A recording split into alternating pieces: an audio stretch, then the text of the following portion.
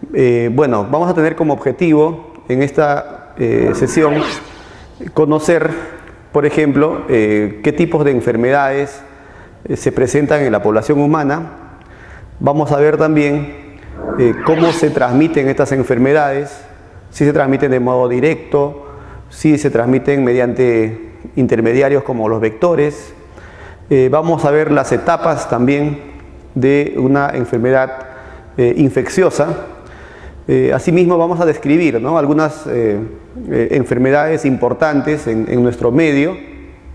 Vamos a clasificar también estas enfermedades. Vamos a hablar también en esta sesión acerca de, digamos, la forma como se determina cuál es el agente causal de una determinada enfermedad. Entonces, son varios objetivos que vamos a abordar en esta sesión.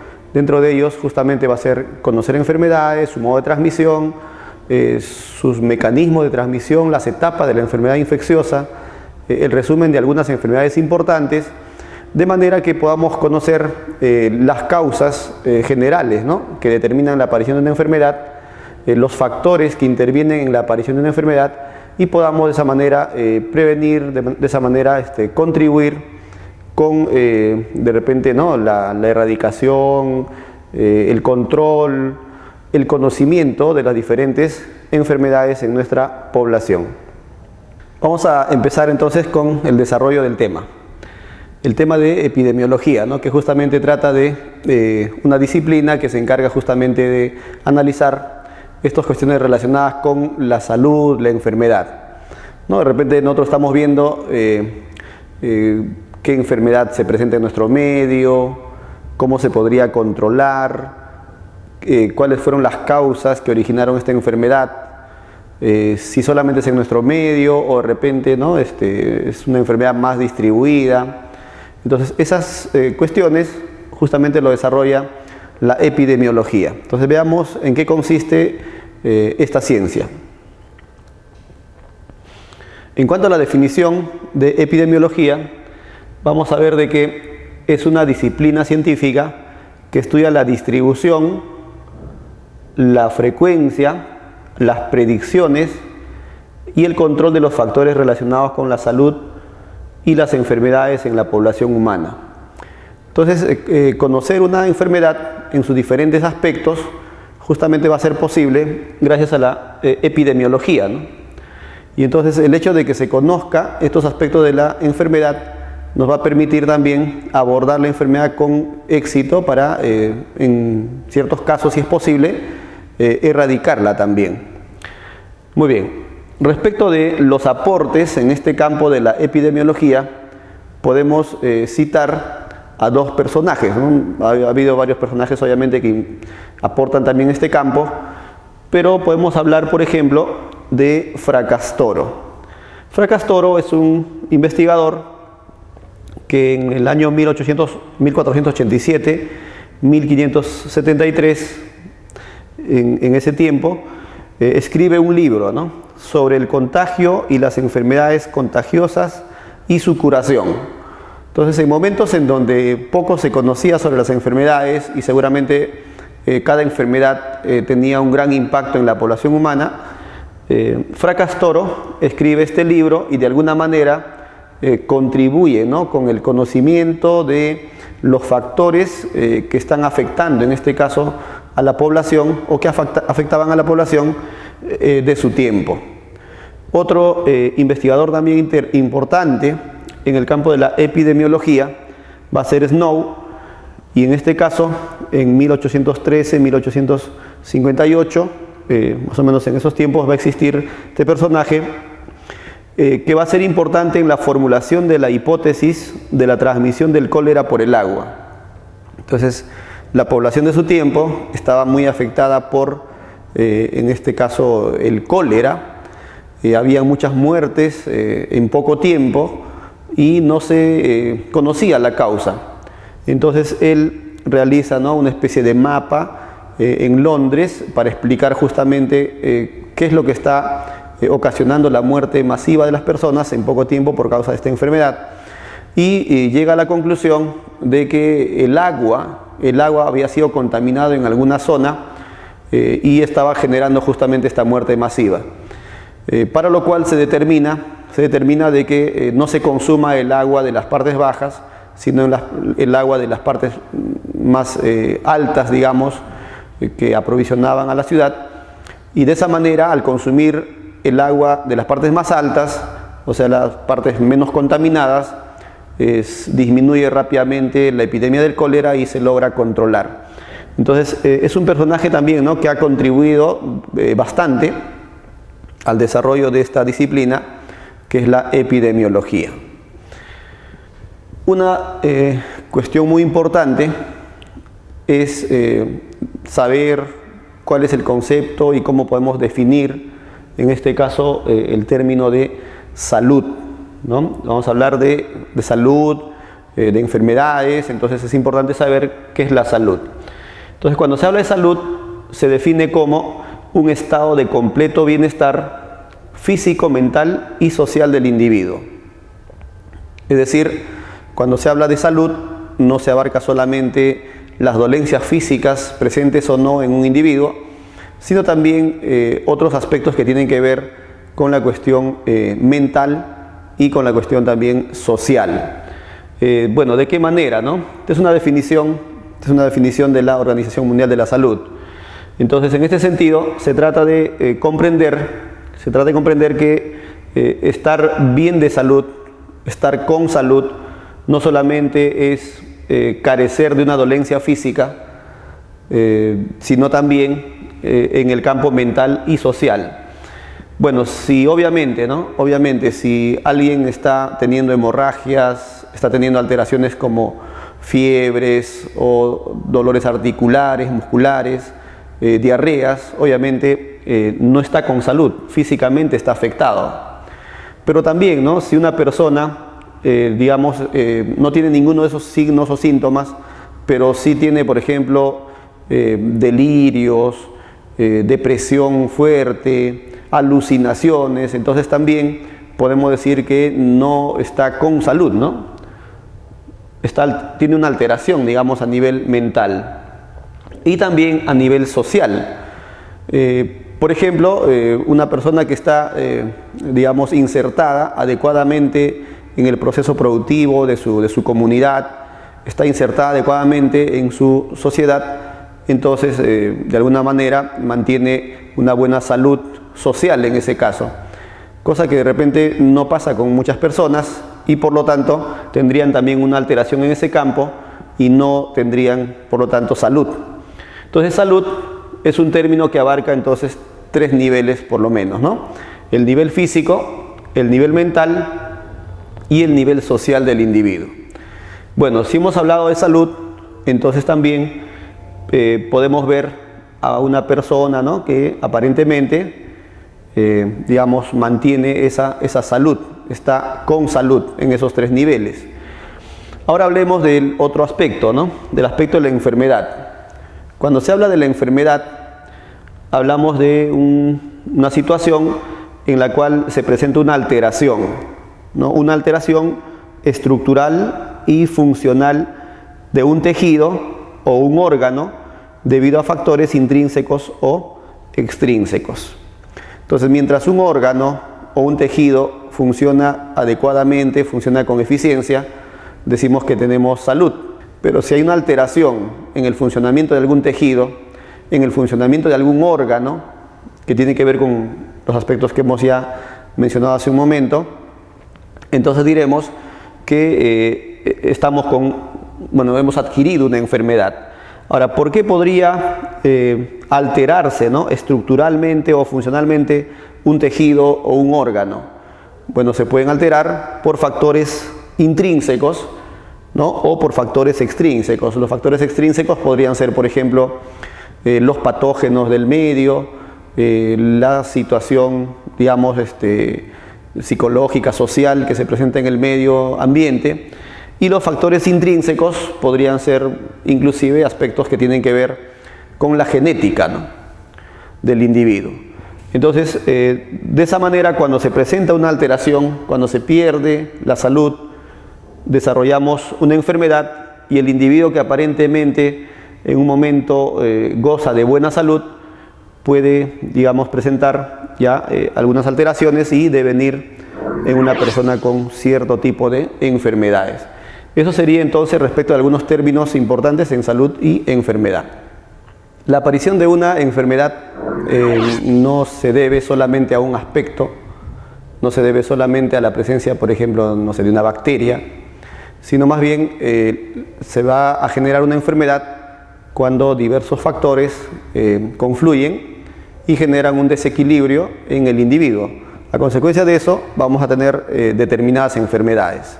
Entonces vamos a revisar justamente lo que se conoce como la tríada epidemiológica, ¿no? Que es lo que explica qué es lo que realmente va a generar la aparición de una enfermedad. Esa tríada epidemiológica va a estar constituida justamente por tres factores. El agente, que es el que va a generar la enfermedad, ¿no? Puede ser un agente biológico, físico, psicológico inclusive, ¿no? El huésped, que es, digamos, la persona, por ejemplo, que va a ser afectada por dicha enfermedad, ¿no? O digamos, por dicho agente, y el ambiente también, ¿no? Que influye para que una persona pueda desarrollar o no una determinada enfermedad. Entonces, estos tres factores van a constituir a lo que se conoce como la tríada epidemiológica, ¿no?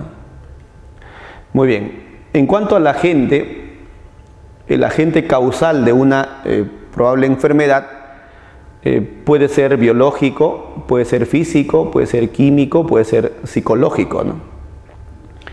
Cuando hablamos del agente biológico, por ejemplo, podemos referirnos a una bacteria, a un protozoario, a un helminto, que tiene, digamos, ciertas características que contribuyen, ¿no?, con la alteración del equilibrio en la persona y por lo tanto con la aparición de una enfermedad. Entonces, dentro de los agentes, por ejemplo, biológicos, se analiza ciertos términos, ciertas características. Por ejemplo, el grado de infectividad que puede tener. Vamos a ver de que un agente es infectivo o no si es que es capaz de colonizarnos, por ejemplo, ¿no? Pero también, luego de colonizarnos, ese agente patógeno, probablemente patógeno, se debe tener ciertas características como un grado de patogenicidad, por ejemplo. O sea, una cosa es que un organismo o microorganismo externo ingrese en nuestro cuerpo y tenga la capacidad de instalarse, a lo cual le llamamos infectividad, pero otra cosa es que luego de instalarse tenga la capacidad de generar una alteración, ¿no? Hay patógenos que se instalan y, digamos, que tenemos en el interior del organismo, pero no generan una enfermedad. En cambio, si el agente no solamente se ha instalado, no solamente nos ha colonizado, sino ha generado una enfermedad, entonces estamos hablando ya de su patogenicidad. Entonces hay agentes que son infectivos y otros, además de ser infectivos, son patógenos también. Pero también se analiza del agente digamos, el nivel de enfermedad que van a causar. Una cosa, por ejemplo, es que ingrese el patógeno y nos genere, digamos, reacciones como una fiebre, y otra cosa es que ingrese el patógeno, nos genere una alteración y que nos conlleve hasta la muerte inclusive, ¿no? Entonces, hay patógenos que nos generan signos, síntomas leves, y hay patógenos que nos generan más bien, digamos, enfermedades muy graves. Y entonces en ese caso ya estamos hablando de la virulencia, ¿no? ¿Qué tan virulento es un patógeno que ingresa, ¿no? ¿Qué tan agresivo es el patógeno que ha ingresado en nuestro organismo? Entonces, cuando analizamos algunas características de los agentes que ingresan a nuestro organismo, podemos ver entonces esos tres conceptos, ¿no? La infectividad, la patogenicidad y la virulencia.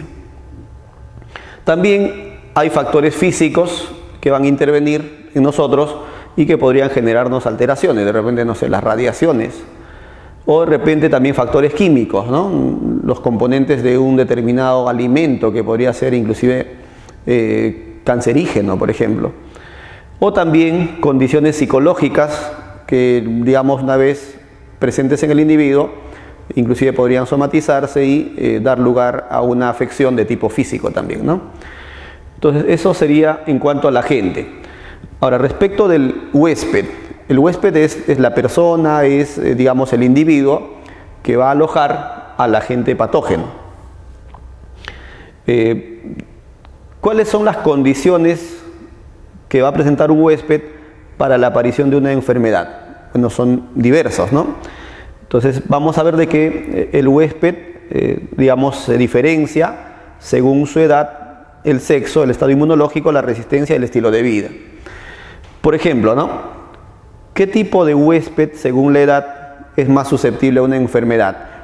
Obviamente los niños y los ancianos son, digamos, poblaciones de riesgo generalmente frente a las enfermedades. Lo hemos visto de repente cada uno de nosotros, ¿no? Hemos hecho una visita al hospital y la personal del hospital se resiste un poco a dejar ingresar niños, por ejemplo, ¿no? Para visitar un paciente. Y eso es porque justamente la edad condiciona rápidamente la aparición de una enfermedad. También el sexo, ¿no? Hay enfermedades obviamente que afectan más a las mujeres y obviamente menos a los varones, ¿no? Entonces el sexo también es un condicionante para la aparición de ciertas enfermedades. El estado inmunológico también, ¿no? ¿Qué tan capaz es inmunológicamente un individuo, ¿no?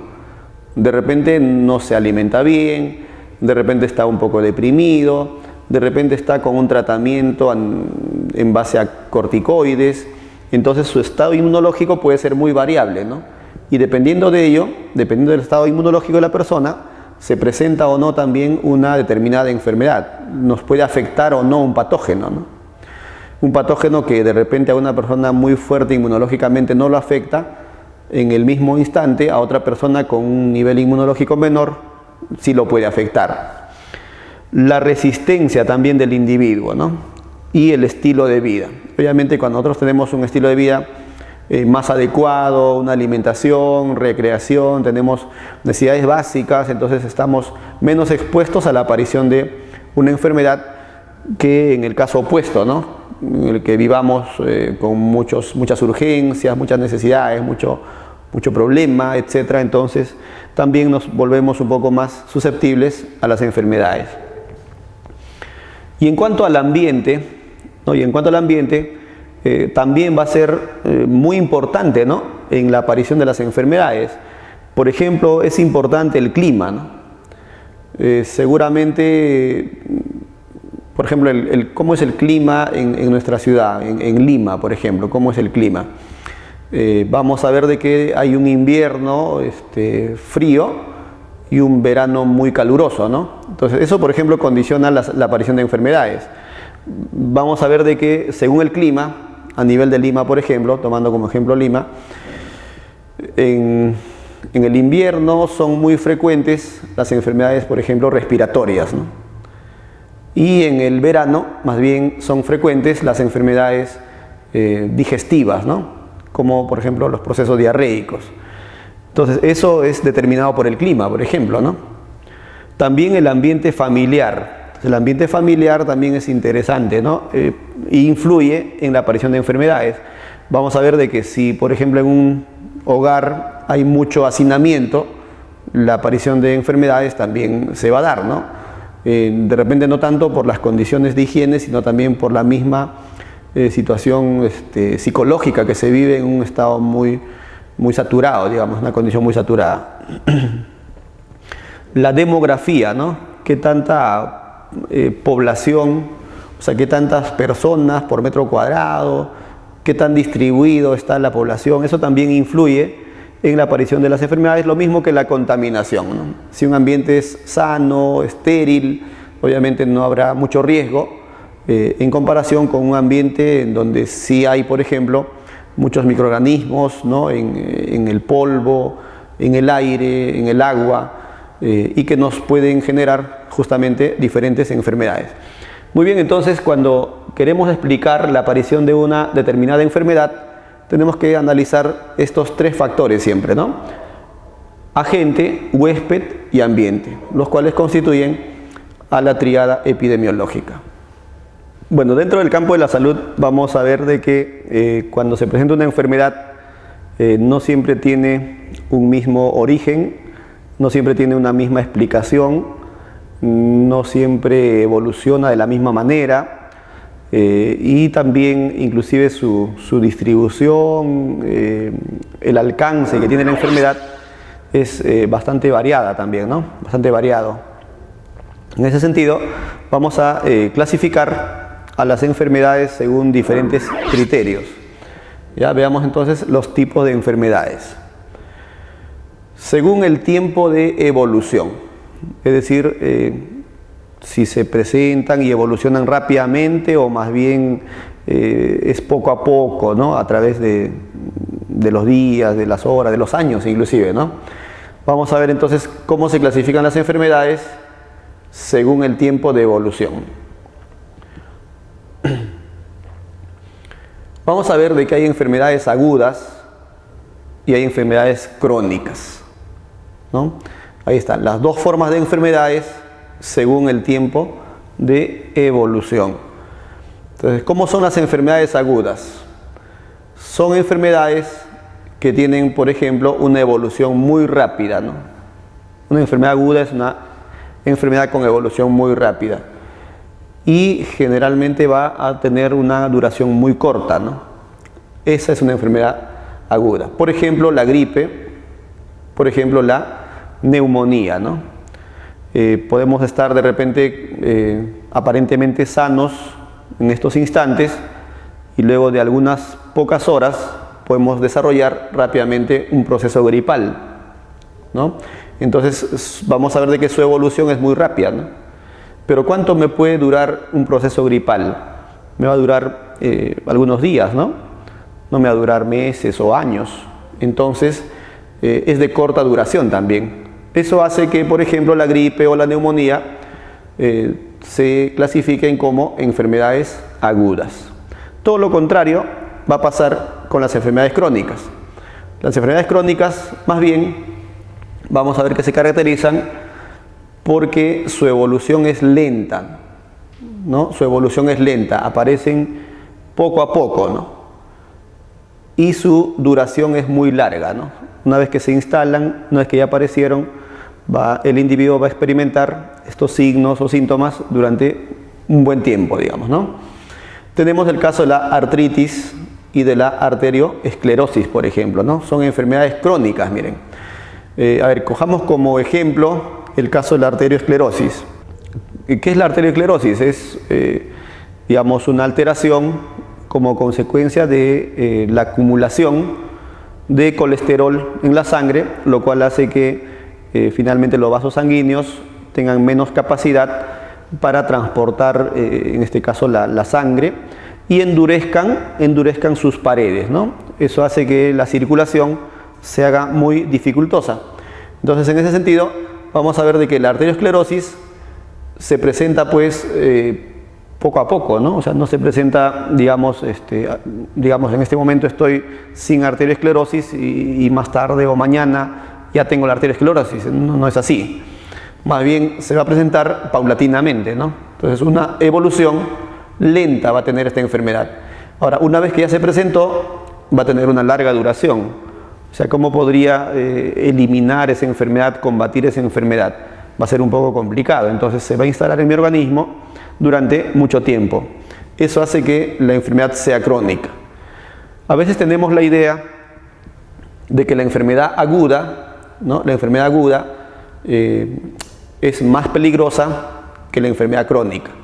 Eso no es tan cierto. En realidad, una enfermedad peligrosa puede ser aguda o puede ser crónica. Por lo tanto, esta clasificación no tiene nada que ver con su peligrosidad, ¿no? Con el impacto en el individuo, sino más bien tiene que ver justamente con el tiempo de evolución, ¿no? Si su evolución es muy rápida o si su evolución es muy lenta. Otra forma de clasificar enfermedades es según la incidencia, ¿no? Es decir, si es una enfermedad que se presenta de manera localizada o de repente es una enfermedad que se presenta en un territorio un poco más amplio, o de repente es una enfermedad que se presenta con un aumento del número de casos y en corto tiempo. Entonces, según eso, vamos a clasificar también a las enfermedades. Entonces, esta siguiente clasificación sería según la incidencia. Según la incidencia, entonces, las enfermedades pueden ser esporádicas, pueden ser endémicas o pueden ser epidémicas. Esta es la incidencia de las enfermedades. ¿Cuándo se dice que las enfermedades son esporádicas? Cuando hay pocos casos en la población, es decir, si la enfermedad en la población no es tan frecuente y solo algunos individuos en forma muy rara desarrollan esta enfermedad, entonces es una enfermedad esporádica. Es el caso, por ejemplo, de los derrames cerebrales, ¿no? Los derrames cerebrales no son enfermedades, digamos, como la malaria, ¿no? De gran alcance, ¿no? Ni siquiera hay muchos casos que se presenten y el número de casos no está incrementándose. Entonces, es una enfermedad que en la población se presenta muy raramente. Entonces, se le clasifica como enfermedad esporádica. En cambio, en lo que es la enfermedad endémica, vamos a ver de qué se llama así cuando una enfermedad es exclusiva de una región, ¿no? Es exclusiva de una región. Por ejemplo, en las regiones tropicales vamos a tener enfermedades como el paludismo, por ejemplo, ¿no? Entonces, no hay generalmente paludismo en las regiones nórdicas, digamos, del planeta, ¿no? Entonces, en ese sentido, decimos que el paludismo es una enfermedad endémica. Se presenta de manera muy característica en una determinada región, ¿no? Está circunscrita a una determinada región, a una determinada condición. Y una enfermedad es epidémica cuando afecta a un gran número de personas y en corto tiempo, ¿no? Se genera entonces lo que se llama, pues, justamente una epidemia, ¿no? De repente hay 1 o 2 personas generalmente con esa enfermedad, pero de pronto el número de casos empieza a incrementarse, ¿no? Circunscrita en una región determinada, ¿no? Se empieza a incrementar y en pocos días, en pocas semanas, ¿no? Se incrementa rápidamente el número de casos, entonces estamos ante una enfermedad epidémica. Por ejemplo, el caso del cólera en el Perú, ¿no? Hay experiencias en años anteriores de casos en los cuales, pues, el número de enfermos con esta enfermedad se incrementaba rápidamente, ¿no? Y era básicamente, pues, transmitido por los alimentos. Entonces, en ese caso se habla de una enfermedad epidémica. Ahora, cuando esta epidemia puede ser el cólera, puede ser la gripe, alguna otra enfermedad, cuando esta epidemia traspasa fronteras, es decir, ya no solamente se ha incrementado el número de casos en Perú, sino, digamos, ya está en otros países, se ha extendido de repente a otras regiones del mundo, entonces estamos ya ante un caso de pandemia. Muy bien. Ahora, por ejemplo, tenemos acá la imagen de una enfermedad que es el mal de Chagas, ¿no? Esta imagen justamente va a evidenciar que la persona ha sido contagiada con esta enfermedad del mal de Chagas. Muy bien, esta enfermedad no se presenta, pues, en cualquier parte del Perú, ¿no? El mal de Chagas va a estar, digamos, presente en las zonas del sur del Perú. Vamos a encontrar mal de Chagas de repente en Ica, vamos a encontrar de repente en Arequipa o de repente por ahí en algunas zonas de Ayacucho, ¿no? Y entonces diremos que el mal de Chagas es una enfermedad endémica, ¿no? Endémica de esas zonas del Perú. Bueno, hemos visto que las enfermedades se clasifican según la duración que tienen, según la incidencia también. Y ahora vamos a ver una tercera forma de clasificar enfermedades según la etiología, es decir, según el origen, ¿no?, que tienen en este caso las enfermedades. Según la etiología, entonces, las enfermedades pueden ser no infecciosas y pueden ser también infecciosas. Están las dos formas de enfermedad según la etiología, según su origen, según qué lo está ocasionando, ¿no? Dentro de las no infecciosas tenemos, por ejemplo, a las enfermedades nutricionales, a las enfermedades funcionales, enfermedades degenerativas, congénitas, ocupacionales. Se llaman no infecciosas justamente porque son enfermedades que no tienen un agente causal, ¿no?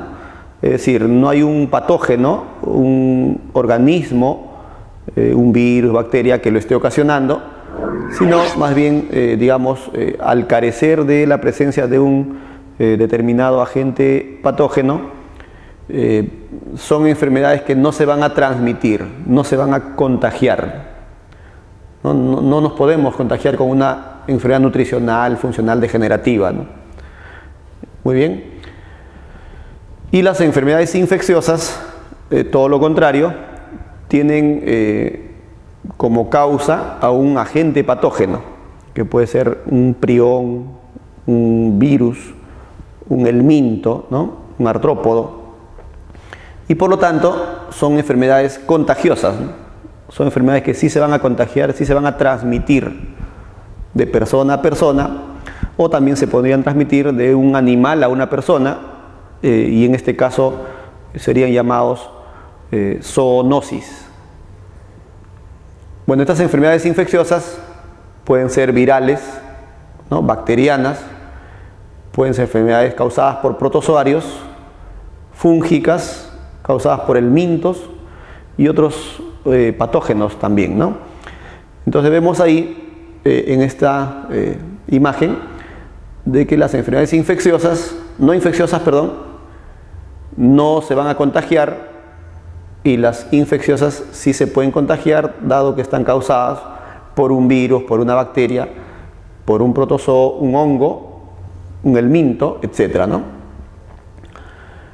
Vemos, por ejemplo, acá una enfermedad conocida como el raquitismo, ¿no? Esta es una enfermedad llamada raquitismo. Vemos a un niño que seguramente tiene una talla muy inferior a los niños normales de su edad. Vemos un niño que tiene las extremidades, ¿no?, malformadas, dobladas.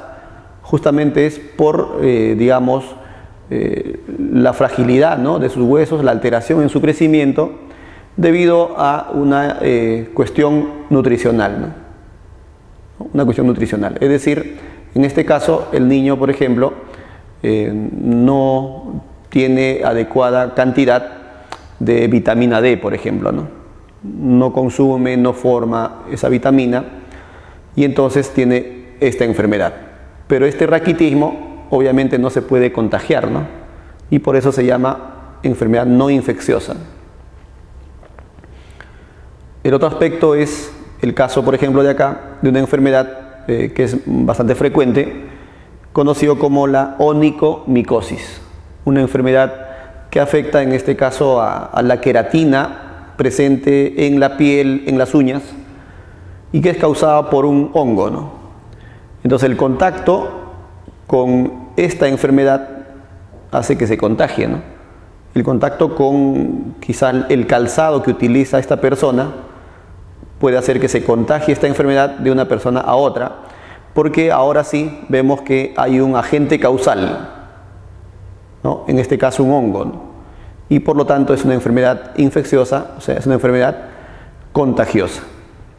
Bueno, actualmente se conocen muchas enfermedades y sabemos cuál es la causa de esas enfermedades. Hay una gran cantidad de enfermedades. Por ejemplo, si se habla del SIDA, sabemos que el causante es el VIH. Si hablamos del cólera, sabemos que es una bacteria llamada Vibrio. Si hablamos de la poliomielitis, sabemos que es un virus, ¿no? De tipo ARN que está causando esta enfermedad. Entonces, vamos a ver de que las enfermedades que ahora conocemos han sido muy estudiadas y ya se sabe cuál es el agente causal. Sin embargo, ¿cómo se llegó a esa conclusión? ¿No? ¿Cómo se sabe, digamos, en un caso hipotético que se presente una nueva enfermedad, cómo se sabe cuál es el agente causal? ¿Cómo se sabe qué es lo que causa esa enfermedad? Entonces, eso se va, digamos, en parte a conocer con el aporte de la teoría microbiana de las enfermedades. Muy bien, entonces, esta teoría microbiana nos va a permitir justamente conocer cuál es el agente causal de una determinada enfermedad. Esta teoría microbiana ha sido postulada por Robert Koch en el año 1882 y tiene algunos postulados fundamentales que se debe seguir para conocer, como repito, el agente causal de una enfermedad. Muy bien, ¿cuáles son estos postulados de Koch? Uno de los postulados es que el patógeno sospechoso debe estar presente en todos los enfermos y ausente en los sanos. Es decir, ¿no? Si yo sospecho que una determinada bacteria, digamos, ¿no?, está causando una enfermedad, entonces debo encontrar a esa bacteria solo en las personas enfermas, no en las personas sanas. Porque si esa bacteria sospechosa está presente en el enfermo, está presente en la persona sana, entonces obviamente no podemos concluir que esa sea la causante de la enfermedad, ¿no? Entonces esto sería el primer postulado, ¿no? Patógeno sospechoso debe estar presente solo en los enfermos y no en los sanos. Otro postulado de esta teoría microbiana es que el agente debe cultivarse en laboratorio. Es decir, ¿no?, si yo, por ejemplo, voy a analizar la herida de un paciente, una herida causada por un determinado patógeno, ¿no? Entonces, a partir de esa herida, debo poder aislar, ¿no?, al patógeno, llevarlo al laboratorio y observar de que en el laboratorio experimenta un crecimiento, ¿no? De repente, no sé, es una bacteria, de repente es un hongo el que está causando la enfermedad. Entonces, debo poder cultivarlo en laboratorio. Entonces, es otra condición importante de una enfermedad infecciosa, ¿no? Porque si yo sospecho que hay una bacteria que causa una enfermedad, llevo la muestra al laboratorio y no observo ninguna bacteria, entonces obviamente no puedo concluir de que esa sea la bacteria causante de la enfermedad. Otro postulado de esta teoría microbiana de Robert Koch es el siguiente. Al inocularse en un animal sano, debe causar la misma enfermedad. Entonces, a ver, ya hemos sospechado de un patógeno, ya hemos aislado ese patógeno de las heridas del enfermo, lo hemos cultivado en laboratorio, y entonces ahora lo que tenemos que hacer es inocularlo en un animal de experimentación. Si al inocular esta muestra obtenida del enfermo, al inocularlo en un animal de experimentación, ese animal desarrolla los mismos signos y síntomas, desarrolla el mismo cuadro clínico que el enfermo, entonces concluiremos de que ese era el patógeno, de que el patógeno sospechoso sí, ¿no?, era el causante de esa determinada enfermedad. Muy bien. Finalmente, el último postulado es: el patógeno debe aislarse del animal de experimentación. Entonces, una vez que ya causó la enfermedad en el animal de experimentación y esa enfermedad es la misma que, digamos, el organismo inicial que estaba con la enfermedad, entonces también de las secreciones, de las heridas de este animal de experimentación, debemos aislar ese patógeno, cultivarlo en laboratorio, y cuando vea en laboratorio su crecimiento y lo analice, debe ser el mismo patógeno que habíamos obtenido cuando lo aislamos del enfermo inicial, ¿no?, de la persona enferma. Entonces, de esa manera, con estos cuatro postulados, vamos a determinar de que ese patógeno del cual sospechábamos que era el causante, bueno, sí es efectivamente el que genera la enfermedad. Entonces, repasando, ¿no?, los postulados de Koch, diremos que estos postulados me van a permitir conocer cuál es el causante de una determinada enfermedad. El primer postulado es que ese patógeno sospechoso solo debe estar en el enfermo y no en el sano. El segundo es que de ese enfermo debemos poder aislarlo y cultivarlo en laboratorio. Tercero, una vez que lo hemos cultivado, debemos inocularlo en un animal de experimentación y ese animal debe tener la misma enfermedad que la persona del cual hemos aislado el patógeno. Finalmente, cuando se aísla desde las secreciones o las heridas del animal de experimentación, debemos obtener en laboratorio al mismo patógeno que hemos obtenido a partir de las muestras de la persona enferma. Entonces, la teoría microbiana, una vez más, nos permite conocer la causa de una determinada enfermedad. Sabemos que una persona, cuando tiene un cuadro clínico, es decir, cuando tiene signos, síntomas, siente malestar, por ejemplo, entonces decimos que está enfermo, ¿no? Pero lo que hay que saber es que en realidad la enfermedad tiene varias etapas. Y no solamente la persona está enferma en ese momento en el que tiene el cuadro clínico, sino inclusive antes de la aparición de ese cuadro clínico y también después de la aparición de ese cuadro clínico. Entonces veamos las etapas, cuáles son las etapas de la enfermedad infecciosa. Por ejemplo, vamos a observar de que hay un periodo patogénico y un periodo prepatogénico, ¿no? Periodo prepatogénico y un periodo patogénico. Entonces, en esos dos periodos se puede clasificar una enfermedad infecciosa. Se le puede dividir a la enfermedad infecciosa. Ahora, en el caso del periodo prepatogénico, nos referimos a la interacción entre el agente, el huésped y el ambiente. O sea, en la etapa prepatogénica, obviamente todavía no hay signos y síntomas, pero digamos que las condiciones podrían estar determinadas para la aparición de la enfermedad. En ese momento, como en todo momento en realidad, ¿no?, está presente la interacción entre el agente que puede causar la enfermedad, el huésped susceptible de la enfermedad y el ambiente. Digamos que hacemos, no sé, un viaje, por ejemplo, a la selva. Entonces, en ese momento en que llegamos a la selva, estamos en esta etapa prepatogénica. ¿Por qué? Porque estamos expuestos a las condiciones de la selva, justamente, ¿no? Y en este caso hay una interacción agente, huésped y ambiente. Estamos interactuando con los mosquitos, los patógenos que pueden haber por allá, y también nuestras condiciones como huéspedes, ¿no? Y también, digamos, el medio ambiente, el clima de la zona, por ejemplo, ¿no? Eso sería el periodo prepatogénico. El periodo patogénico comprende ya, por ejemplo, desde el momento de la infección, ¿no? Del momento de la infección. Y luego sigue la incubación, el periodo de estado y finalmente la convalecencia, ¿no? ¿Qué pasa en el periodo de infección? Justamente se produce el ingreso del patógeno. A ver, estábamos en la selva, ¿no?, en la etapa prepatogénica, y de pronto un mosquito, digamos el mosquito Aedes, nos pica. Y entonces se produjo la infección, se produjo el ingreso de un determinado patógeno a nuestro organismo.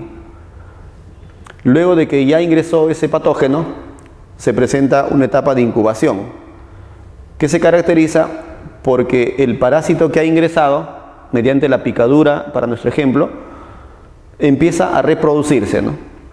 El parásito que ingresa empieza a reproducirse.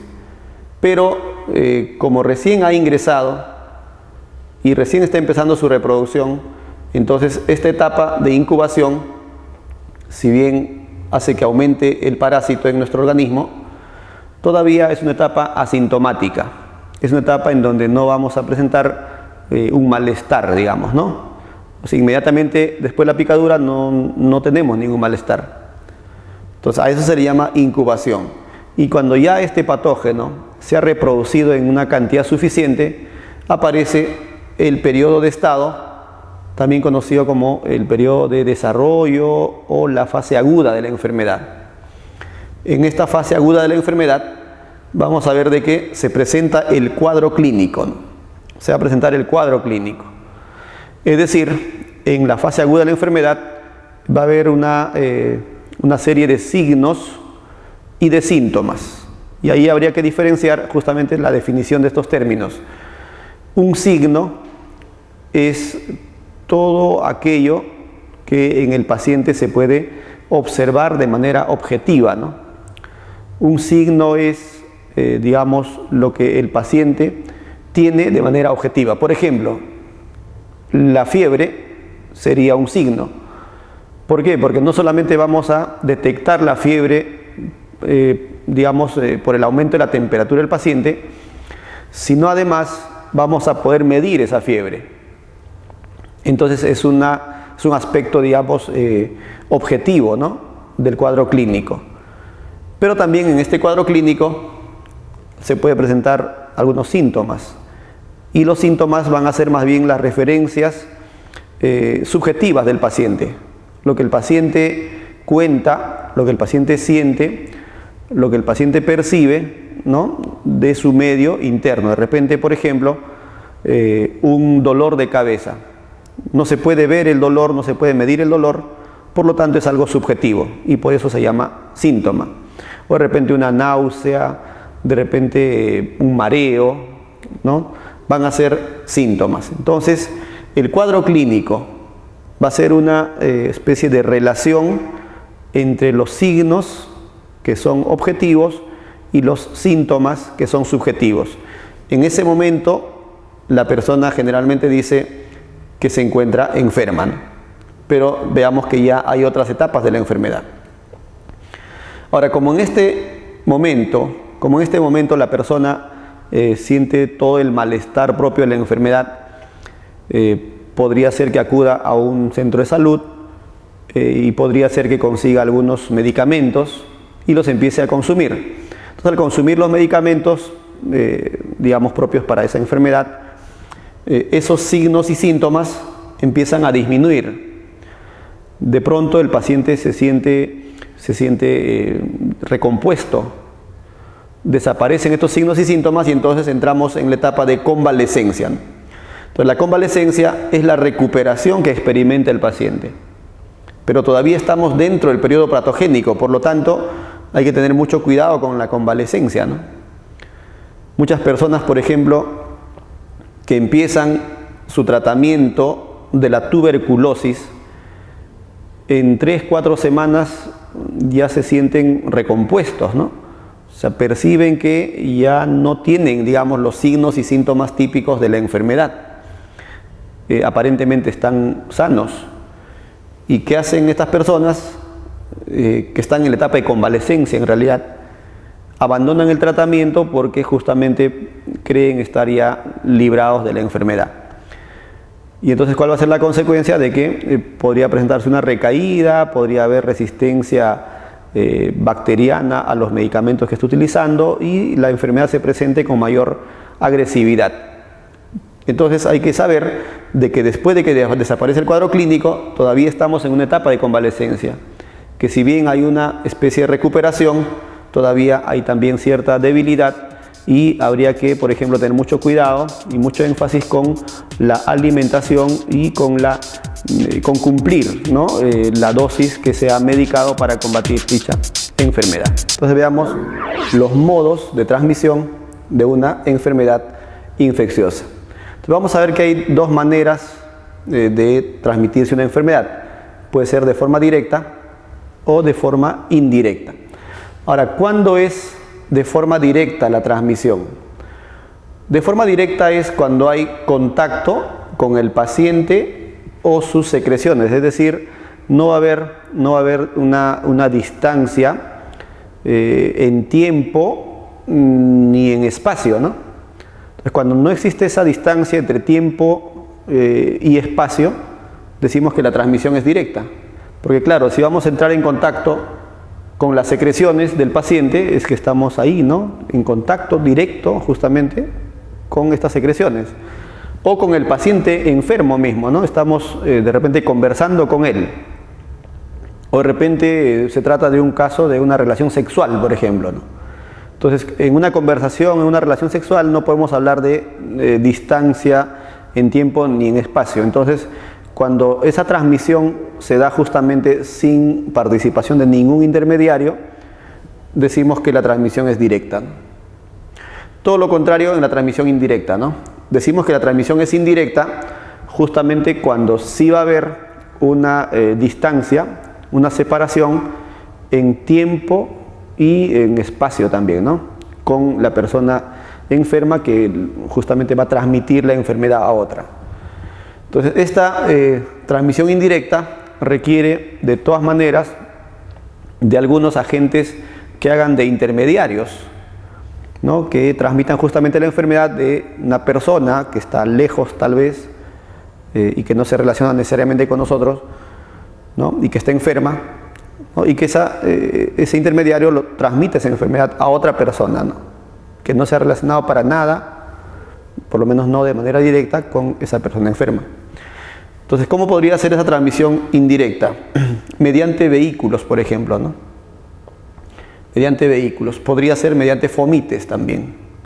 O podría ser mediante vectores, ¿no? La transmisión indirecta va a ser por vehículos, por fomites o por vectores. Y cuando se habla de vectores, se habla de los vectores mecánicos y los vectores biológicos. Cuando decimos que se trata de vehículos, ¿no? Cuando se dice que se trata de vehículos. Cuando, por ejemplo, se trata de alimentos como frutas, por ejemplo, o de repente bebidas, ¿no? En ese caso hablamos de vehículos, ¿no? Muchos alimentos obviamente son transmisores de enfermedades, ¿no? Muchas bebidas que no son estériles también van a ser transmisores de enfermedades. Entonces a eso le llamamos vehículos. Y cuando hablamos de fomites, por ejemplo, hablamos de fomites cuando se trata de objetos inanimados que generalmente van a ser pues objetos personales, ¿no? De uso personal, objetos que no se pueden compartir, ¿no? Como por ejemplo la ropa interior, las sandalias, los zapatos, los cepillos dentales, las toallas, ese tipo digamos de objetos van a ser llamados fomites. En cambio, los vectores van a ser generalmente insectos, ¿no? A los cuales vamos a clasificar en vectores mecánicos y vectores biológicos, dependiendo cuál es la importancia de este insecto para el ciclo vital del parásito. Entonces, si el insecto no participa haciendo posible el ciclo vital del parásito, entonces será un vector mecánico porque solo transporta al patógeno. En cambio, si el insecto sí es importante para que una parte del ciclo vital del parásito se realice, entonces será un vector biológico. Un vector mecánico podría ser, por ejemplo, la cucaracha o la mosca, que una vez que se han posado sobre las heces, transporten en su cuerpo, en sus patas, restos fecales hacia nuestros alimentos, ¿no? De manera inespecífica. Entonces, en ese caso, una cucaracha y una mosca serán vectores mecánicos. Pero, por ejemplo, cuando decimos cuál es el insecto que transmite, en este caso, a la malaria o al paludismo, ahí tenemos que citar a un vector biológico y no puede ser algo inespecífico. Es un insecto que de manera específica transmite esta enfermedad y en el caso del paludismo se llama anófeles, ¿no? Y este insecto además va a hacer posible que el parásito que ocasiona la malaria se reproduzca en su interior, ¿no? Exactamente en su tubo digestivo. Muy bien, entonces vamos a ver, por ejemplo, una imagen como esta en la que hay un estornudo y en este estornudo, digamos, hay gotitas de saliva, ¿no? Gotitas de saliva que pueden estar conteniendo a un patógeno. Si alguien estaba conversando con esta persona, entonces obviamente se va a contagiar. Estaría entrando en contacto con las secreciones del paciente, en este caso con la saliva. Por lo tanto, esta imagen correspondería a una forma de transmisión de una enfermedad, ¿no? Sería la transmisión de tipo directa. ¿Cómo se transmiten las enfermedades? Es decir, ¿cómo ingresa un patógeno en nuestro organismo? A eso se le conoce como la vía de infección. Entonces, algunos patógenos van a ingresar, por ejemplo, por una mordedura, o porque de repente nos picó un insecto, o nos hemos hecho una herida con algún objeto del suelo. Puede ser por relaciones sexuales, puede ser conversando, puede ser por contacto con la piel, consumiendo alimentos. Entonces hay algunas vías de infección. Revisemos ese aspecto, ¿no?, de la transmisión de enfermedades. Las vías de infección pueden ser la vía oral, la vía respiratoria, la vía cutánea, sexual y transplacentaria. Y la vía placentaria en todo caso, ¿no? Entonces vamos a ver de que un patógeno puede ingresar en nuestro cuerpo por estos mecanismos, ¿no? Por estos mecanismos. ¿Cuándo es vía oral? Cuando justamente el patógeno ingresa mediante el sistema digestivo, ¿no? En este caso la boca, y lo más probable es que haya sido consumiendo algún alimento, ¿no? Eso es lo más normal, digamos, ¿no? Puede haber casos excepcionales, otros mecanismos de repente un poco extraños, pero cuando es oral es porque se ha estado consumiendo generalmente algún alimento contaminado. Entonces el caso, por ejemplo, de la poliomielitis y del cólera, ¿no? La poliomielitis es una enfermedad, ¿no? Es una enfermedad producida por un virus que se encuentra en los restos fecales y que puede ser transmitido, ¿no?, por vectores mecánicos que contaminan nuestro alimento, y con ello ingresa el virus en nuestro organismo, afecta nuestra médula espinal y nos genera justamente casos como, por ejemplo, una paraplegia, ¿no?, la parálisis de los miembros inferiores. En cambio, el cólera no es una enfermedad viral, sino más bien es una enfermedad bacteriana causada por la bacteria Vibrio cólera, que también, ¿no?, se encuentra en los restos fecales, y entonces al contaminarse nuestros alimentos con estos restos fecales o nuestras bebidas también, nos va a generar la enfermedad. Entonces esto sería mediante la vía oral. La vía respiratoria justamente tiene que ver con nuestro sistema respiratorio. Entonces vamos a ver de que en el caso de la vía respiratoria encontramos enfermedades como la tuberculosis y sarampión. La tuberculosis, que es bacteriano, y sarampión, que es de origen viral. Muy bien, entonces estas enfermedades van a ingresar en nuestro organismo en el momento en que estamos, por ejemplo, inhalando, ¿no? Estamos inhalando, eso sería la vía respiratoria. Y generalmente se asume pues de que el contagio de las enfermedades por vía respiratoria va a ser una forma de contagio muy peligrosa, ¿no?, que va a poner quizás en mayor medida, a poner en más riesgo al paciente que el contagio por otras vías, digamos, de infección. Vía cutánea justamente es cuando la piel que nos aísla del medio es dañada y entonces ingresa el patógeno en nuestro organismo. Es el caso, por ejemplo, de la malaria y la rabia. La rabia por mordedura y la malaria por picadura de un insecto, ¿no? Entonces, en este caso, por ejemplo, ingresa en nuestro organismo un patógeno que es un protozoario, y en este caso ingresa en nuestro organismo un virus, ¿no?, que va a afectar a nuestro sistema nervioso. Entonces, eso sería mediante la vía cutánea. Mediante la vía sexual serían enfermedades, por ejemplo, como el SIDA, la sífilis, la gonorrea, etcétera, ¿no? Entonces, en este caso, la transmisión va a ser por relaciones sexuales. Entonces, estas son, por ejemplo, infecciones de transmisión sexual como resultado, ¿no?, de ese tipo de contagio. Y por vía placentaria también, ¿no?, se pueden presentar algunas enfermedades como la toxoplasmosis o la rubeola. Muy bien, esto sería respecto de las vías de infección, ¿no?, que favorecen el ingreso del patógeno en nuestro organismo. Cuando se trata de la transmisión de enfermedades, una forma de que se transmiten ciertas enfermedades es con la participación de los vectores. Como hemos dicho, los vectores son insectos generalmente que van a transmitir justamente de manera específica o inespecífica ciertas enfermedades. Entonces recordemos algunos vectores de importancia, digamos, en el campo de la salud. Dentro de los vectores biológicos tenemos, por ejemplo, a los insectos como Anopheles, a Lutzomia, Aedes aegypti, Triatoma infestans, dentro de muchos que puede haber, ¿no? Muy bien, en el caso de Anopheles decimos que transmite la malaria o paludismo, ¿no? Malaria o paludismo. Ese es su, digamos, es un vector biológico específico para esa enfermedad. Lutzomia va a transmitir la UTA, ¿no? O leishmaniasis, ¿está bien?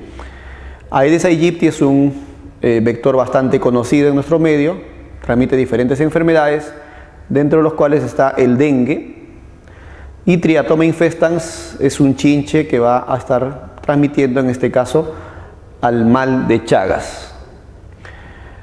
Anopheles tiene este aspecto, ¿no? Es un zancudo que justamente está succionando la sangre, ¿no? Tiene este aspecto, transmite la malaria o paludismo.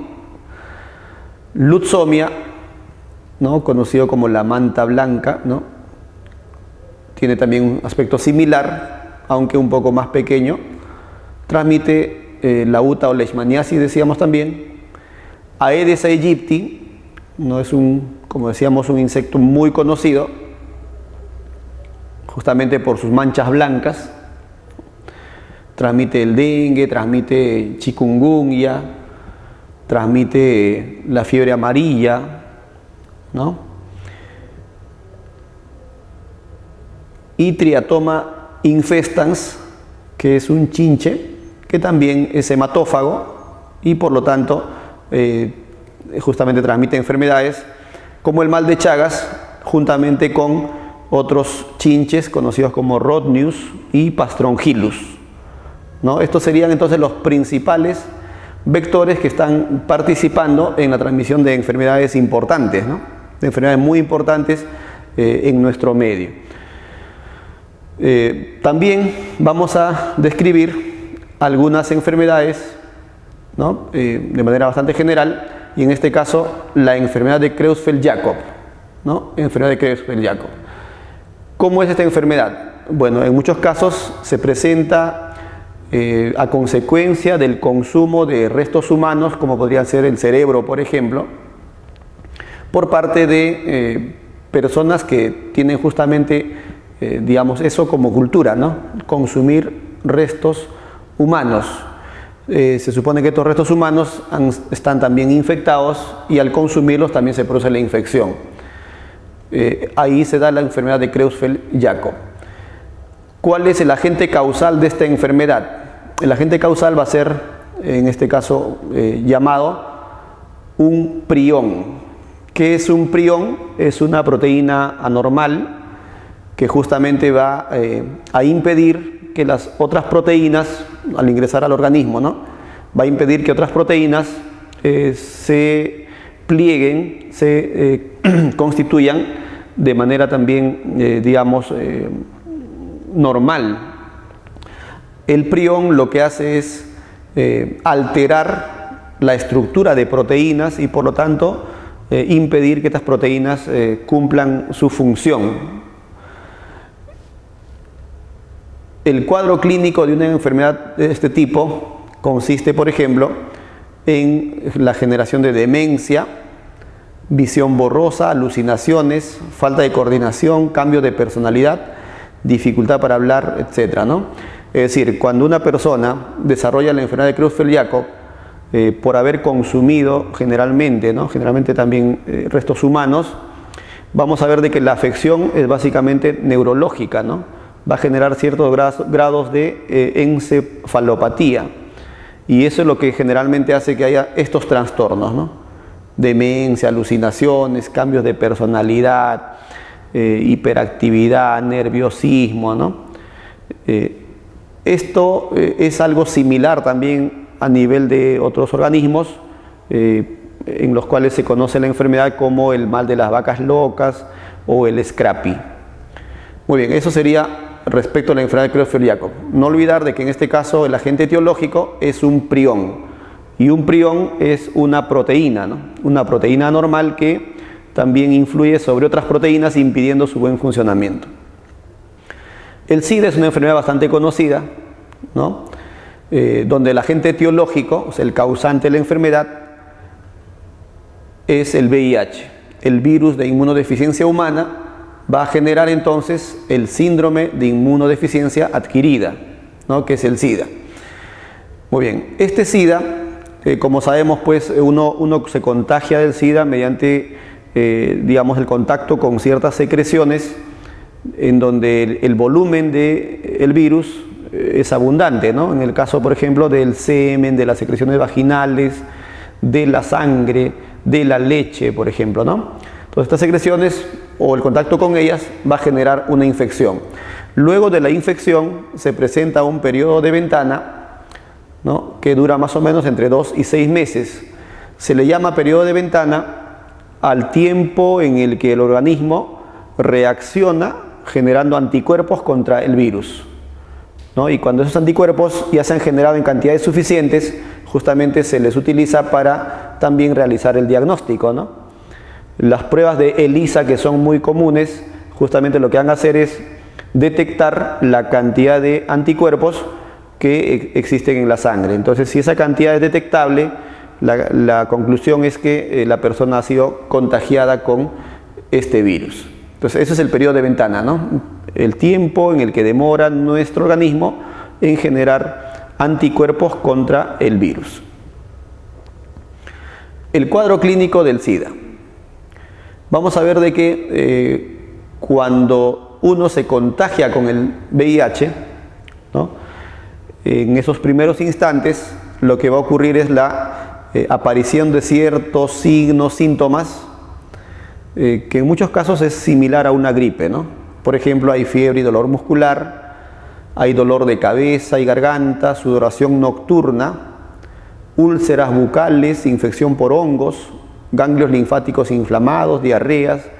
Esos son los síntomas y signos de los primeros días, los primeros momentos después de la infección, ¿no? Ahora, estos signos y síntomas pueden presentarse o en algunas personas inclusive pueden pasar desapercibidos. Después de ello, la persona ingresa en una etapa crónica en donde aparentemente no hay ninguna afección, y esa etapa puede durar muchos años, ¿no? 8 años, 10 años, ¿no? Después de la cual recién se presentan, ¿no? Las llamadas enfermedades oportunistas, cuando nuestras defensas ya han disminuido totalmente. A eso se le llama propiamente ya el SIDA. Entonces, por ejemplo, vemos acá una imagen de una persona antes de contagiarse, antes de experimentar, ¿no?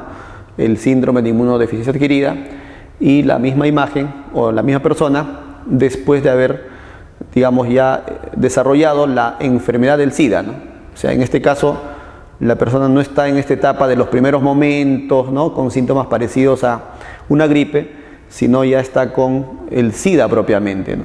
Ya seguramente ha pasado 8 años, 10 años de su contagio, y entonces desarrolla otras, digamos, enfermedades.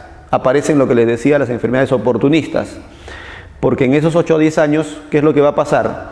Si aparentemente no hay una afección, lo que realmente ocurre es que el VIH está reduciendo, ¿no? Está reduciendo cada vez más la cantidad de linfocitos T4. Entonces son los linfocitos que principalmente se afectan por el SIDA, por el VIH. Entonces, cuando esta cantidad de linfocitos se ha reducido a su mínima expresión, entonces aparecen las enfermedades oportunistas. Cualquier enfermedad podría afectarnos y podría matarnos justamente, ¿no? Entonces, en ese caso decimos que cuando la persona tiene ya SIDA, el cuadro clínico depende justamente de qué patógeno lo esté afectando, ¿no? Entonces puede presentarse una candidiasis, una tuberculosis, una criptococosis, puede haber cáncer de la piel, inflamación de ganglios. Eso es lo que se va a presentar después de ese tiempo, ¿no? Finalmente, la persona fallece como consecuencia de la aparición de estas enfermedades oportunistas. Lo que podríamos decir, además, sobre el SIDA, es que en ese pasado el periodo de ventana es necesario hacerse una prueba de ELISA y de repente inclusive una prueba confirmatoria conocida como el Western Blot. Asimismo, ¿no?, las personas, digamos que confirman que están contagiados, es decir, que son seropositivos, que son portadores, podrían realizar su tratamiento mediante antirretrovirales, como por ejemplo el AZT. Eso respecto de la enfermedad del SIDA. Otra enfermedad también importante es la bartonelosis, ¿no? La bartonelosis. Esta bartonelosis está causada por una bacteria, un bacilo flagelado, ¿no? Esta bacteria va a infectar, digamos, a ciertos insectos, como Lutzomia, por ejemplo, un flebotómido, ¿no? Y este insecto va a picar a las personas, ¿no?, generándole justamente el cuadro clínico típico de la enfermedad, ¿no? Esa es la bartonelosis. Entonces esta persona lo que tiene es la expresión de una de las etapas de la enfermedad después de la picadura del insecto, ¿no?, que a su vez está contagiado, ¿no?, está contagiado con bacterias, digamos, flageladas. ¿Cuál es el agente etiológico, es decir, el causante de la enfermedad? El causante de la enfermedad acá va a ser justamente la bacteria llamada Bartonella bacilliformis, ¿no? El agente etiológico es el que causa la enfermedad, Bartonella bacilliformis. El vector es el que transmite la enfermedad y el vector va a ser Lutzomia, ¿no? Este es el causante de la enfermedad, este es el vector, el que transmite la enfermedad. Y el cuadro clínico de la enfermedad depende de cuál de las fases estemos hablando, ¿no? La fase aguda o la fase crónica. En la fase aguda vamos a ver, por ejemplo, la expresión de inmunodeficiencia, va a haber fiebre, va a haber anemia, ¿no?, muerte de glóbulos rojos en grandes cantidades, una fase que inclusive se puede complicar con otras infecciones más y hasta puede generar la muerte, ¿no? Ese es lo típico de la fase aguda. Entonces justamente estas fiebres altas que se presentan en esta etapa han hecho de que se le llame, ¿no?, la fiebre de la orolla, ¿no? A la bartonelosis se le conozca en esta fase como la fiebre de la orolla. Pero también podemos hablar de una fase crónica, y en la fase crónica justamente se va a expresar, la fase crónica se expresa de esta manera, ¿no?, con la aparición de las verrugas, ¿no?, con la aparición de la verruga. Entonces, cuando se habla de la fase crónica, se habla justamente de lo que se llama la verruga peruana, ¿no? Entonces es algo así como que la bartonelosis tiene etapas, conocidas como la fiebre de la orolla y la verruga peruana. Son lo mismo, es decir, el mismo parásito lo ha, digamos, generado. Eso sería respecto a la bartonelosis. En este caso es una bacteria, ¿no? En el caso del SIDA era un virus. En el caso de la enfermedad de Creutzfeldt-Jakob era un prión. Otra enfermedad, pero ya en este caso de origen parasitario, o sea, causado por un protozoario, es el mal de Chagas o la enfermedad de Chagas. Bueno, esta enfermedad es causada por un protozoario flagelado, ¿no? Este protozoario flagelado va a infectar a estos insectos conocidos como los chinches, y estos chinches van a transmitir, ¿no?, a este parásito a la persona, ¿no? Esta persona probablemente haya cogido, ¿no?, algunos restos fecales de este chinche, y con esos restos fecales se haya frotado el ojo, y por eso aparece este signo que es típico en el mal de Chagas y que se llama el signo de Romaña. Muy bien. El agente etiológico, entonces, o sea, el causante de la enfermedad, en este caso es Trypanosoma cruzi. ¿Qué es Trypanosoma cruzi? Es un protozoario flagelado, ¿no? Ahí está, es un protozoario flagelado.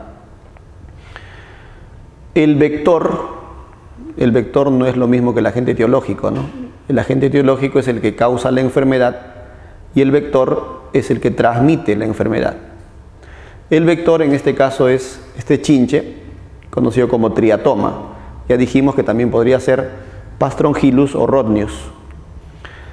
Entonces sería el insecto que transmite la enfermedad.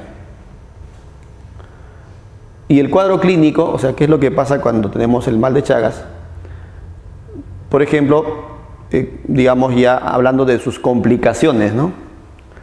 Entonces, si no hay un tratamiento adecuado del mal de Chagas, podemos llegar a desarrollar, por ejemplo, megacolon, ¿no? Entonces, el colon agrandado, alterado, atrofiado, deja de funcionar, generando justamente, digamos, afecciones muy graves, ¿no? No podría cumplir su función este colon, que es justamente la expulsión de los restos fecales, por ejemplo, ¿no? Agrandamiento del esófago también, ¿no? Entonces tenemos también acá que una complicación del mal de Chagas es el megaesófago.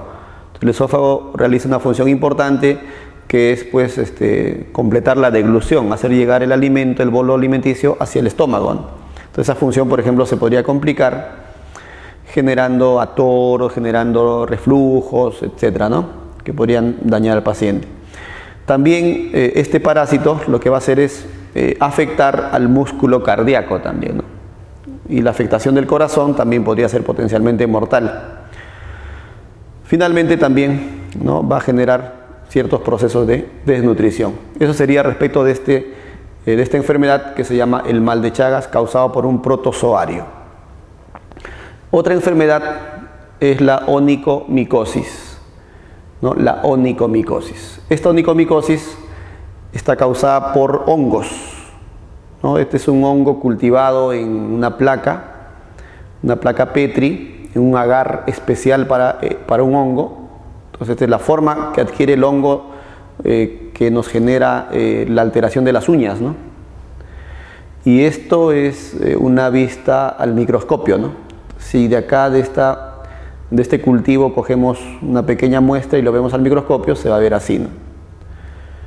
Bueno, es un hongo conocido como tricofitón. Ya, este hongo, digamos, coloniza la parte que tiene queratina en la piel y entonces genera la onicomicosis. Se llama onicomicosis a la tiña de la uña, ¿no? Cuando las uñas se empiezan a volver pulverulentas, empiezan a engrosar y empiezan a desaparecer, ¿no? Entonces en ese caso hablamos de la onicomicosis. Muy bien, ahora entonces, ¿cuál es el agente etiológico? ¿Cuál es el parásito que causa esta enfermedad? Se llama tricofitón. Hay otros hongos también, ¿no?, que están involucrados en la afección de los pies, pero este es uno de los más importantes, ¿no? Tricofitón. ¿Cómo es el cuadro clínico de la onicomicosis? Es decir, cuando tú desarrollas la onicomicosis, ¿qué es lo que vas a sentir? ¿Qué es lo que vas a expresar? Decoloración de las uñas, se vuelven blanquecinas, quebradizas, frágiles, deformes, como decíamos, se van a incrementar en grosor, por ejemplo, ¿no? Separación de la lámina ungueal del lecho de la uña, es decir, las uñas, la lámina se separa del piso, ¿no? ¿Está bien? Se separa la uña, eso por ejemplo es la onicomicosis. Ocasionalmente también se puede acompañar de dolor o incomodidad. Sí, ¿no? Cuando hay un engrosamiento enorme de la uña, justamente va a haber inclusive el aplastamiento, ¿no?, de la piel, del dedo, y entonces eso genera también mucha incomodidad. Generalmente a este nivel, ¿no?, la curación ya depende del consumo por vía oral de algunos antimicóticos muy potentes, con los cuales hay que tener mucho cuidado y hay que hacerlo bajo prescripción médica. Eso sería en el caso de la onicomicosis, ¿no?, una enfermedad que también es causada por el patógeno que puede estar generando pie de atleta también, ¿no? Otra enfermedad importante es la teniasis, ¿no? La teniasis. Esta enfermedad está muy relacionada con el consumo de carne de cerdo, ¿no? Entonces, al consumir la carne de cerdo, ¿no?, los parásitos que pueden estar en su músculo van a afectar, en este caso, al humano, ¿no? Y el humano va a desarrollar la enfermedad llamada teniasis. Es decir, las larvas se encuentran acá en la carne, y cuando el humano consume esas larvas, juntamente con la carne, el humano desarrolla una tenia, ¿no? Que va a medir varios metros y que se ubica en el intestino. Muy bien. Ahora, muchas veces los restos fecales del humano son consumidos por el cerdo. Entonces con eso se completa el ciclo, ¿no? Mientras nosotros consumimos la carne del cerdo infectado, el cerdo consume las heces infectadas. Nosotros consumimos las larvas, ellos consumen los huevos del adulto, y de esa manera inclusive ambos organismos van a sufrir una determinada enfermedad, ¿no? En el caso del humano se llamará teniasis, pero en el caso del cerdo se llamará cisticercosis. Ahora, como este cerdo tiene o aloja, ¿no? Aloja al parásito en estado larvario, se le llama hospedero intermediario. Y como normalmente el humano aloja al parásito adulto, se le dice hospedero definitivo. Ahora, claro, el humano también podría experimentar cisticercosis igual que el cerdo, ¿no?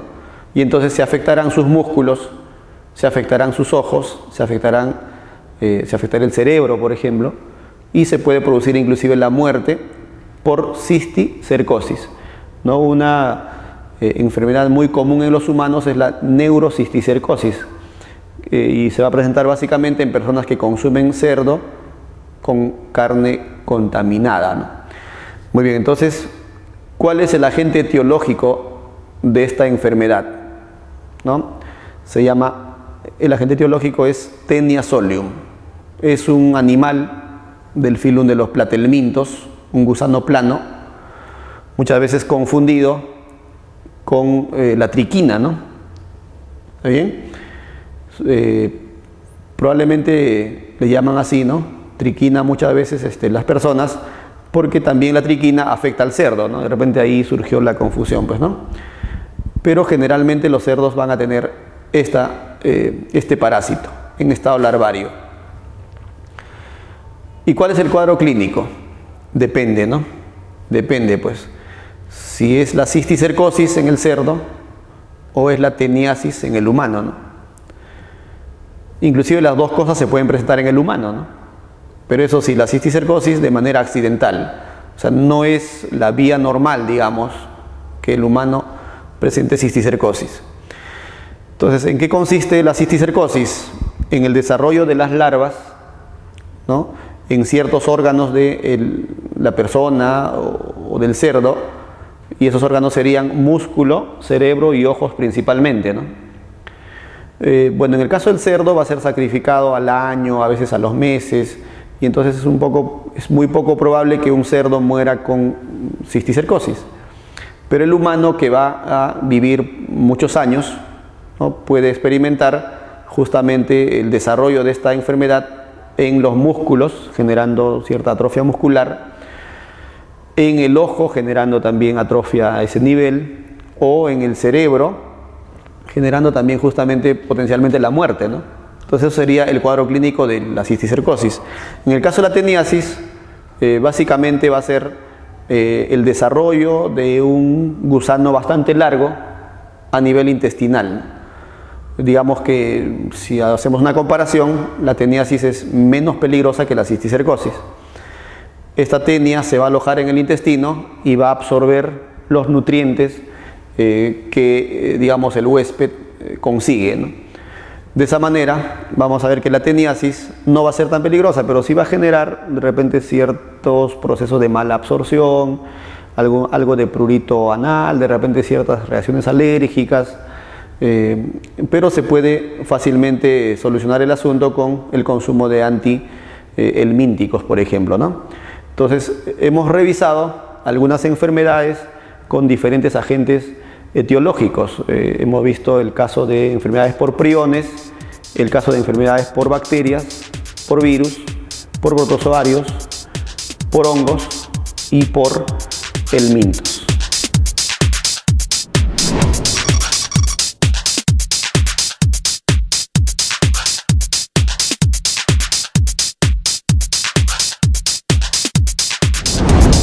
Pregunta número 1. Si una enfermedad es de evolución rápida y de corta duración, es catalogada como... Muy bien, acá vemos en el gráfico que a las enfermedades se les puede clasificar según el tiempo de evolución, en agudas y crónicas. Las agudas evolucionan rápido y tienen corta duración. Las crónicas evolucionan lentamente y tienen una larga duración. Entonces, en ese sentido, la respuesta para esta pregunta número 1 sería la alternativa C, aguda.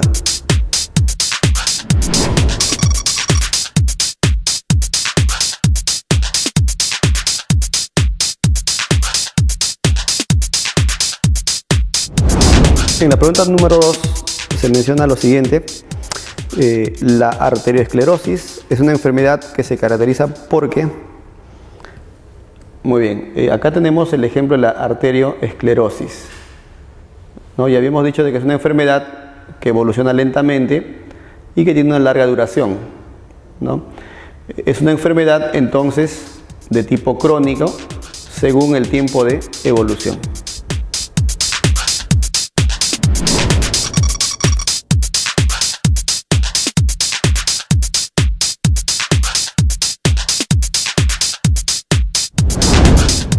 En la pregunta número 3 hacen referencia a la clasificación de enfermedades según su incidencia.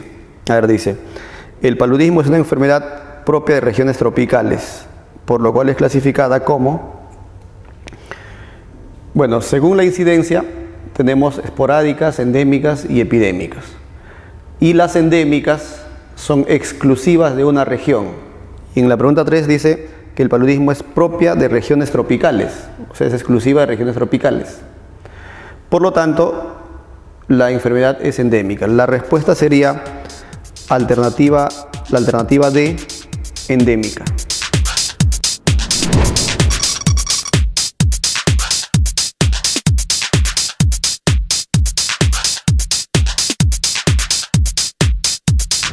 Pregunta 4. Una enfermedad como el cólera ha afectado a un gran número de personas en corto tiempo en el Perú, por lo que es clasificada como... Muy bien, entonces acá tenemos al cólera clasificada como enfermedad epidémica. Entonces hay que recordar de que el cólera, por ejemplo, en el año de 1991 se expandió rápidamente en la población y generando aproximadamente unos 3.000 muertos, ¿no? Entonces, como se generó solo en el Perú y en corto tiempo, por esa razón es una enfermedad de tipo epidémica, ¿no? Entonces, en este caso, en la pregunta número 4, la respuesta sería la alternativa A, epidémica.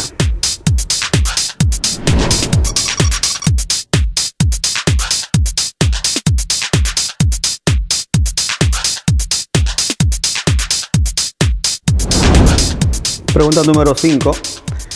La fase asintomática de una enfermedad en la que el patógeno se reproduce se denomina... Muy bien, sabemos que el periodo patogénico presenta varias etapas, ¿no? Varias fases.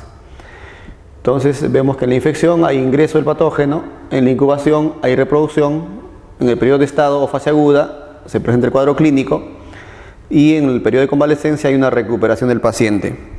Bueno, recordando estos datos, veremos de que la respuesta sería la alternativa C, periodo de incubación.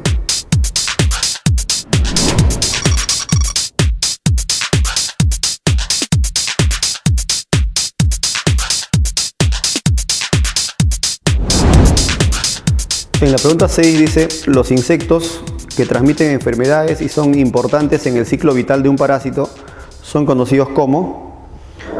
Bien, acá vemos que los insectos generalmente son llamados vectores. En todo caso, los vectores son generalmente insectos, ¿no? Ahora, hay algunos insectos que solo transmiten de manera inespecífica a un patógeno y generan una enfermedad, pero hay otros vectores, o sea, otros insectos que son importantes para que el parásito pueda cumplir su ciclo biológico, ¿no? Por ejemplo, en la enfermedad llamada paludismo, el insecto Anopheles va a ser importante para la fase sexual de su ciclo vital, ¿no? Entonces, en ese caso, necesariamente se necesita Anopheles para que, digamos, el parásito pueda cumplir el ciclo vital. En ese sentido, la pregunta 6 tiene como respuesta la alternativa B, vectores biológicos.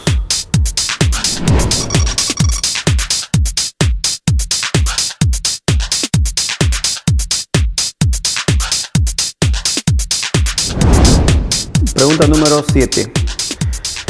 La poliomielitis es una enfermedad que genera paraplegia.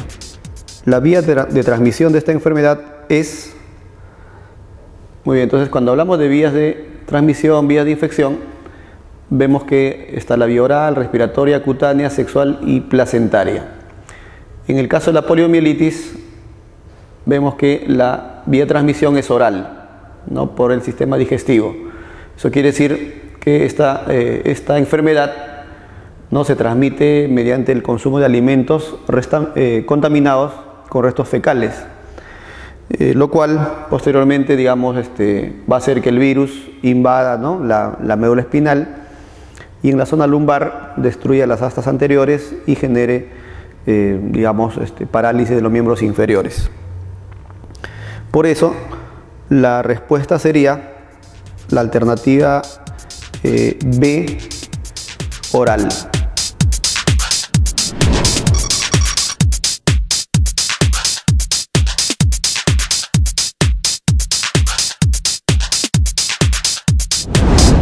Pregunta número 8.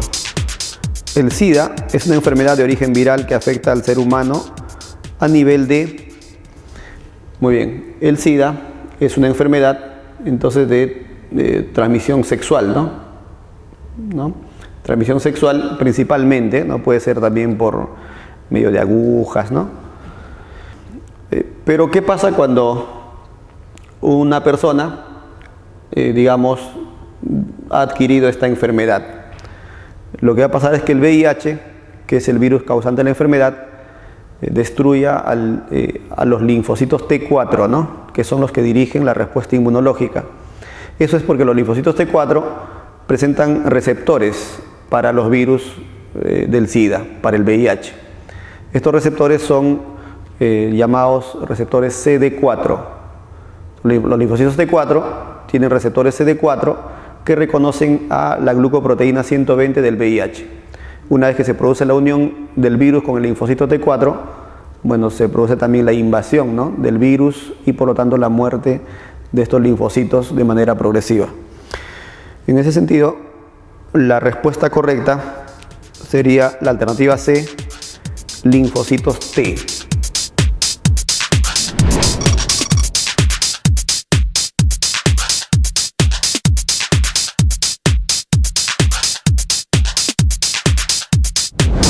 Pregunta 9. La enfermedad de Carrión presenta una fase aguda y una fase crónica. ¿Es causada por el patógeno? Bien, la enfermedad de Carrión también puede ser conocida como la bartonelosis. En su fase aguda se le puede llamar la fiebre de la oroya, en su fase crónica la verruga peruana.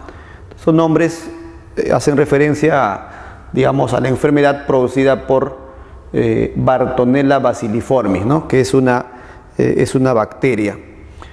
Muy bien, esta bacteria, como ya hemos mencionado, invade el sistema digestivo del insecto y el insecto, al picarle a la persona, le va a introducir a la bacteria, generando justamente esta enfermedad llamada bartonelosis o enfermedad de Carrión.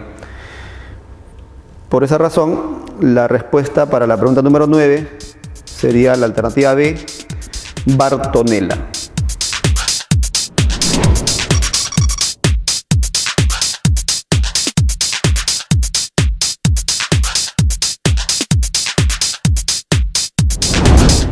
Finalmente, la pregunta número 10 dice: la teniasis y la cisticercosis son causadas por platelmintos que, en estado larvario, se encuentran normalmente en... Bueno, hemos visto de que para que el parásito llamado Taenia solium cumpla su ciclo vital, necesita de un hospedero intermediario, que es el cerdo, y un hospedero definitivo, que es el humano. el cerdo aloja al parásito en estado larvario y el humano al parásito en estado adulto. Es decir, en el cerdo normalmente vamos a encontrar cisticercos y por lo tanto desarrolla la enfermedad de la cisticercosis, y en el humano normalmente vamos a encontrar a la tenia y por eso su enfermedad sería la teniasis.